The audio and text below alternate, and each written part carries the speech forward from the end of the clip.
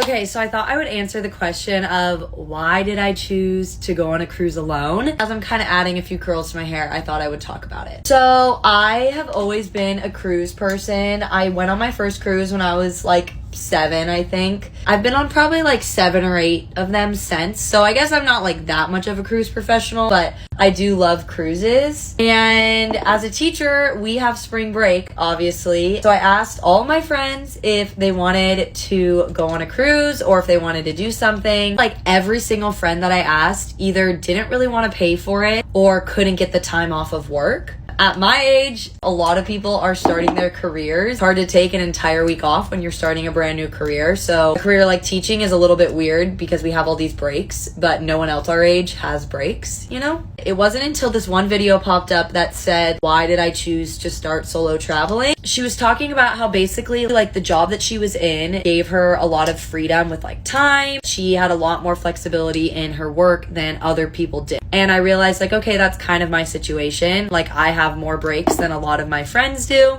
And she said that she had this list of all these places that she wanted to visit. And she realized that she wasn't visiting these places because she didn't have anyone to go with. She was waiting all this time for her fiance or for her friends to have the time to be able to go on these trips. One day she kind of just had a realization of like, I either have the choice to not go because no one will go with me or go alone and experience the places I want to experience. And so I kind of took that and ran with it because honestly it was really out of my comfort zone and I was pretty scared of like what people would think of me, if people would think that I would be like lame or I didn't have friends. And from after this trip, I've just realized like how impactful solitude can be and how much more freedom there is in like doing the things for yourself. And that's obviously not to say that I won't be traveling with other people in the future, but doing this alone has honestly been the biggest blessing and I'm so glad I did it. So if you're on the fence right now and you're wondering like,